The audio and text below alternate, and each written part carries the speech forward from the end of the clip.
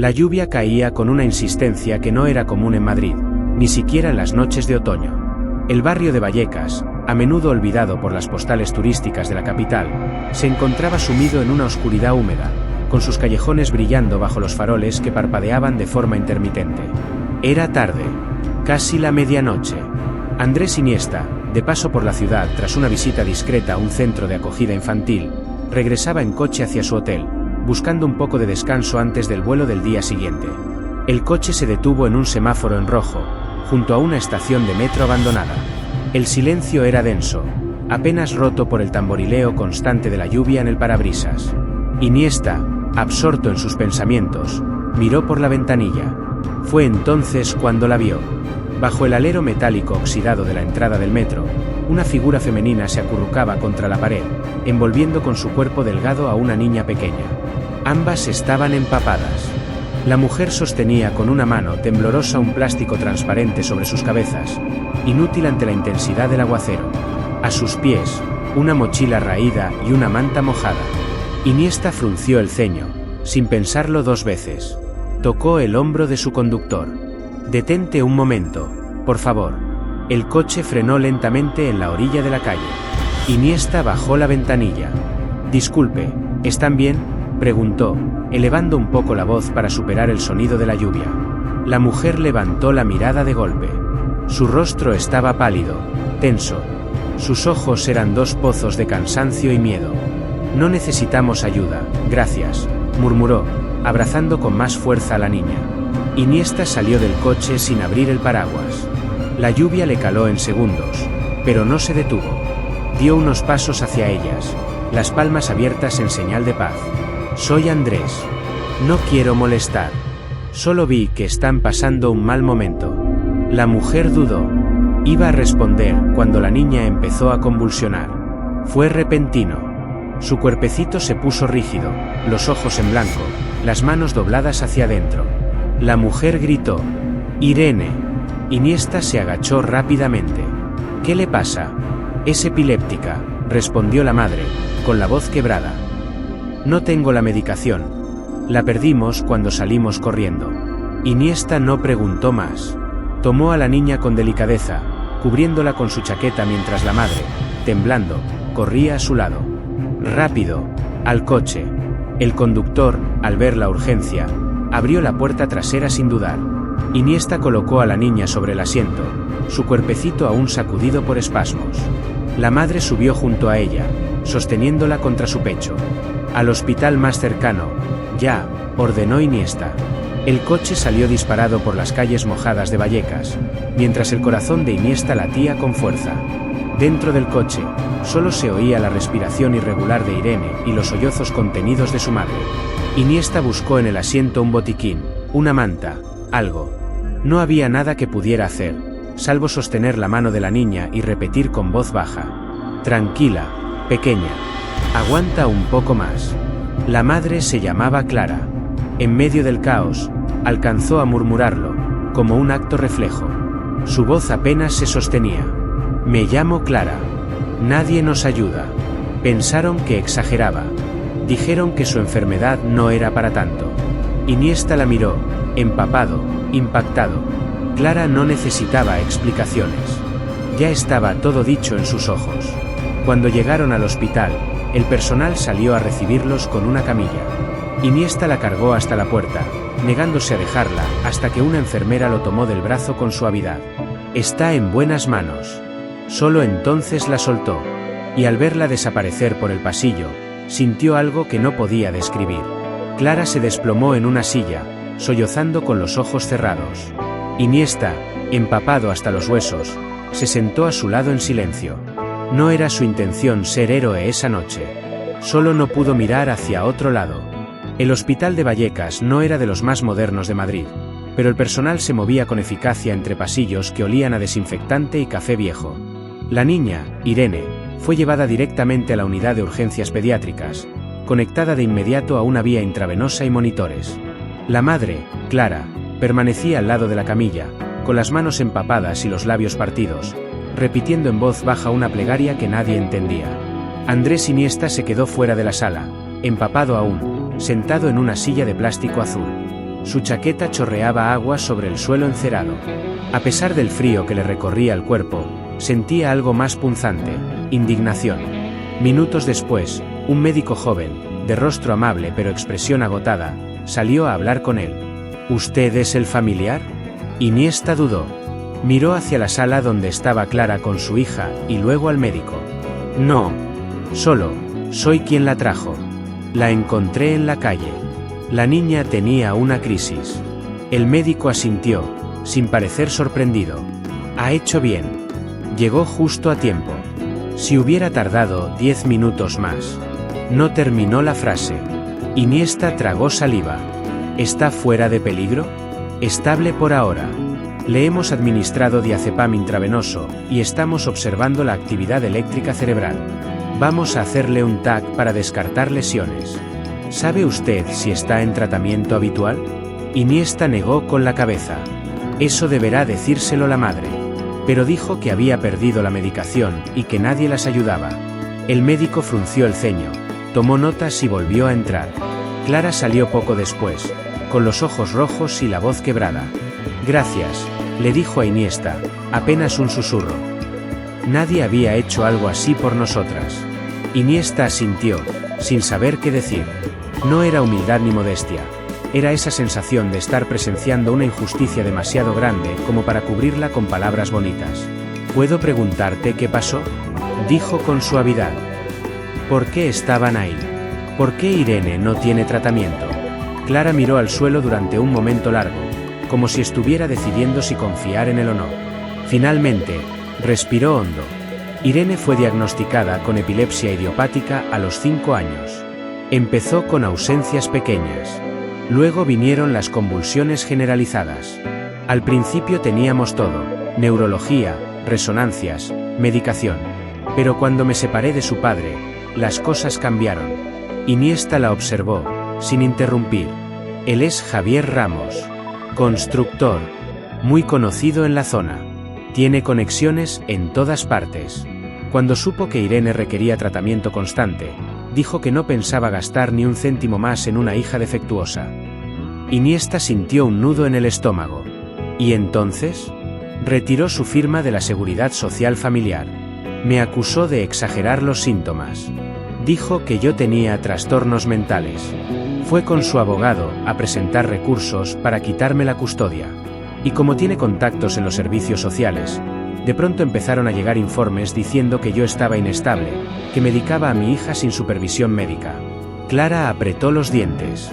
Pero no era cierto. Yo llevaba todo con médicos del Hospital de la Paz. Pero un día, fui a pedir una cita para renovar el tratamiento y me dijeron que Irene no aparecía en el sistema, que su historial estaba vacío. Iniesta levantó las cejas. ¿Vacío? Literalmente. Como si nunca hubiera sido paciente. Pregunté por la neuróloga de siempre, la doctora Muñoz, y me dijeron que no trabajaba ahí. Fui al despacho, y lo habían cerrado. Sin explicación. Como si hubieran borrado todo rastro. Iniesta no sabía si estaba escuchando una historia médica, o una novela de intrigas. ¿Y no denunciaste? Lo intenté. Fui a la policía. Me dijeron que sin pruebas no podían hacer nada. Que la custodia seguía siendo compartida. Intenté pedir ayuda a un abogado de oficio, pero mi ex presentó denuncias falsas por desobediencia, por medicación ilegal. Nadie me creyó. Los ojos de Clara se llenaron de lágrimas. Así que me fui. Salí de casa con Irene, sin papeles, sin recetas, sin red. La mantuve con dosis antiguas de clonazepam, lo poco que me quedaba. Pero ayer, se acabó. Y esta noche, ya no pude hacer nada. Iniesta respiró hondo. No estaba preparado para escuchar algo así. Pero estaba ahí. Y ahora sabía demasiado como para mirar hacia otro lado. Sacó su teléfono y llamó a su abogado personal en Barcelona. Sergio, necesito que averigües algo. Es urgente.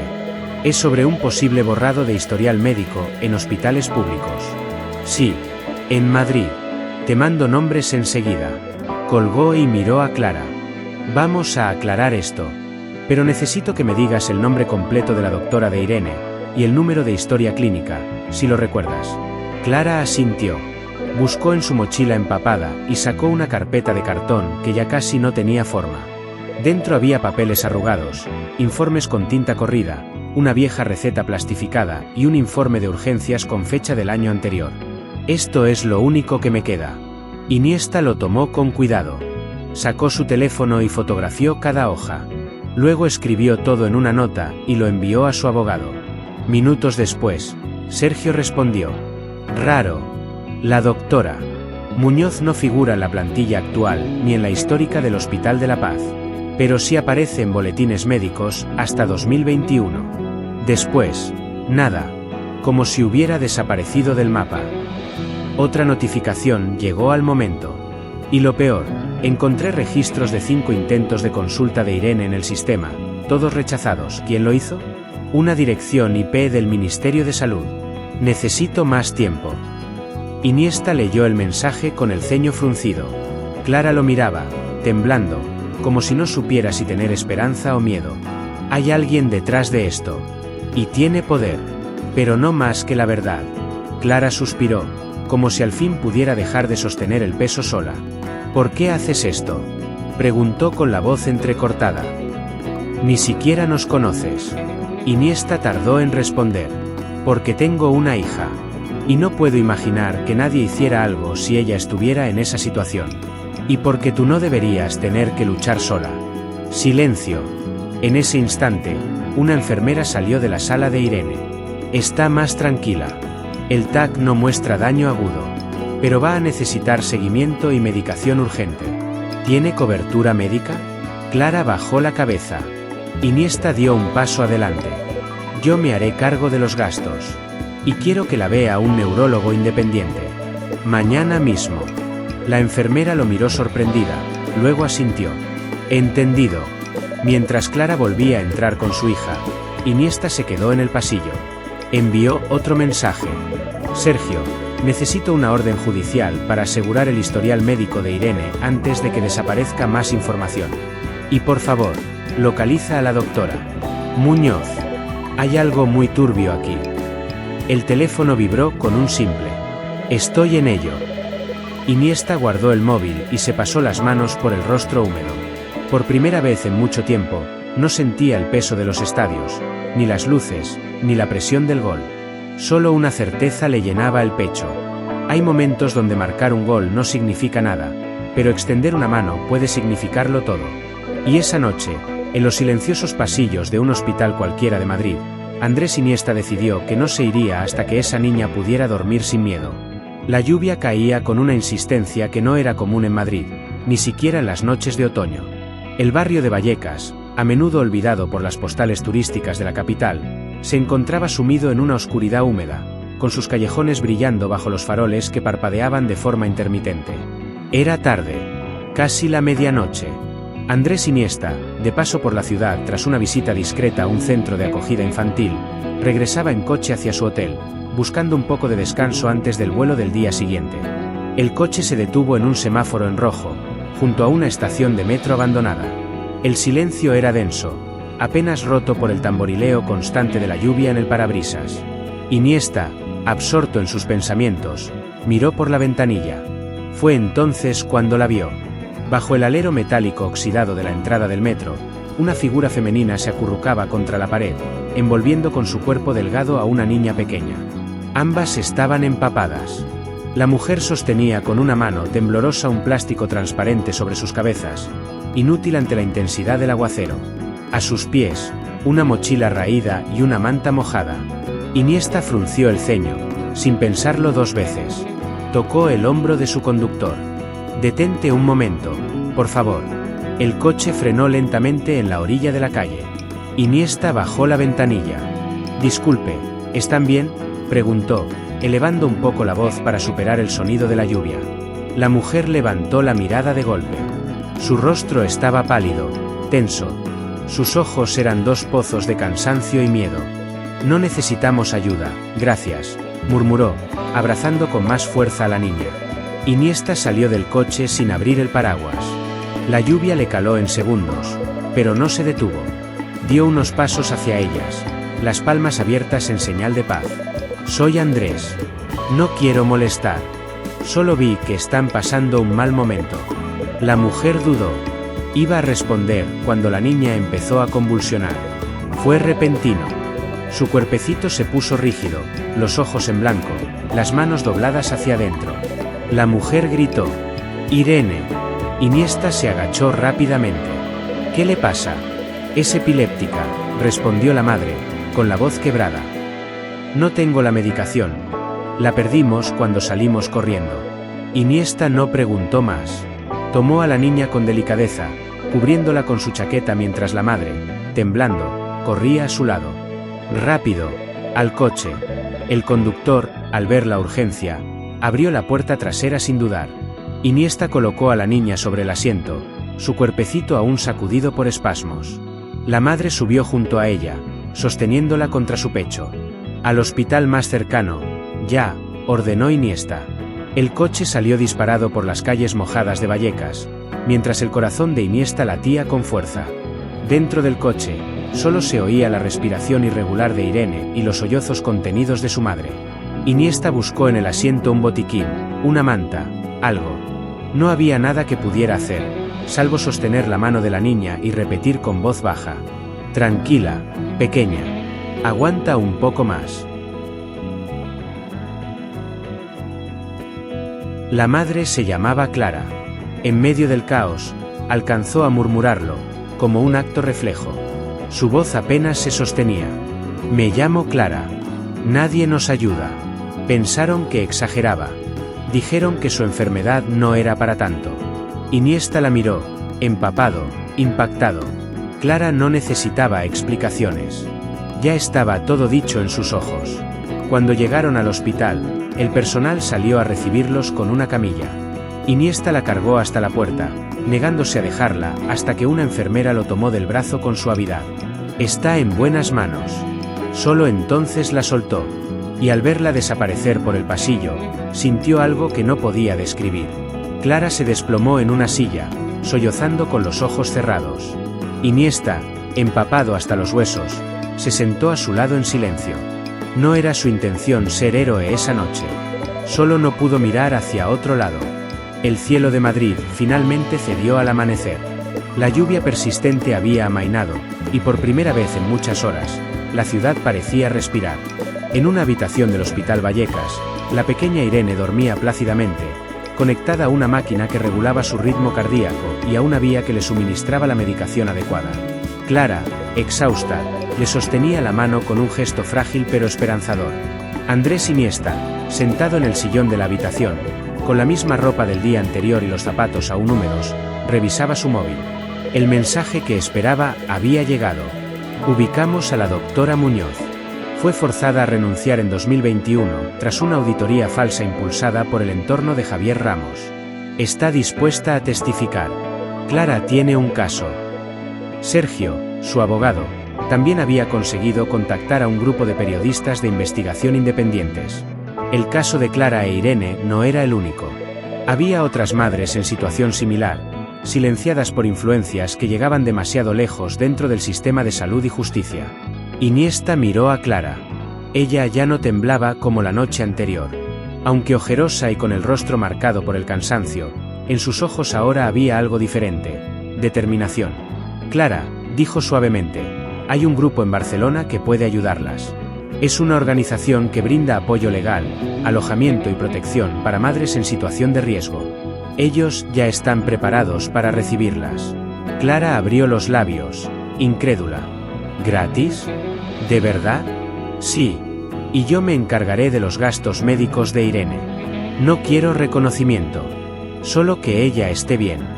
Y que nadie vuelva a hacerte sentir invisible». Las lágrimas volvieron a asomar a los ojos de Clara, pero esta vez eran distintas. No eran de miedo ni de desesperación. Eran de alivio. Una semana después, en una casa de acogida a las afueras de Barcelona, Irene corría por el jardín con otros niños. Llevaba puesta una mochila pequeña, con una caja de medicamentos en su interior y un inhalador de emergencia que nunca más estaría fuera de su alcance. Clara miraba desde la terraza, rodeada por trabajadoras sociales y un equipo legal que ya había comenzado los trámites para reabrir su caso. La doctora Muñoz había entregado su declaración jurada, y los periodistas habían publicado el primer artículo sobre los abusos del sistema sanitario manipulado por Javier Ramos. El artículo se había hecho viral. Y no tardaron en llegar mensajes de otras madres, otras voces que por fin se sentían validadas. En menos de 48 horas, se había creado un movimiento. Iniesta había pedido que no mencionaran su nombre, pero su presencia en el jardín aquella mañana fue inevitable. Estaba de visita discreta. Irene lo vio desde lejos, dejó caer su pelota y corrió hacia él. Andrés. Iniesta se agachó con una sonrisa. La niña lo abrazó fuerte, y con voz suave le dijo al oído: «Ya no me duele. Puedo correr. Gracias a ti». Iniesta cerró los ojos por un instante. No dijo nada. Solo acarició su cabello. Cuando se alejó del lugar, caminando por un sendero de grava entre pinos, el sol se filtraba entre las ramas. Pensó en todas las veces que había celebrado goles, alzado copas, sentido el estruendo de estadios llenos. Nada se parecía a eso. Porque hay gestos que no necesitan estadios. Hay victorias que no piden medallas. Hay momentos en los que ser humano es más importante que ser héroe. Y todo empezó con una niña temblando bajo la lluvia, a la que nadie quería ver. Un acto sencillo bajo la lluvia, cuando todos prefieren mirar hacia otro lado, puede cambiar el destino de una vida. Iniesta no necesitaba ser un héroe. Solo necesitaba no fingir que no lo vio.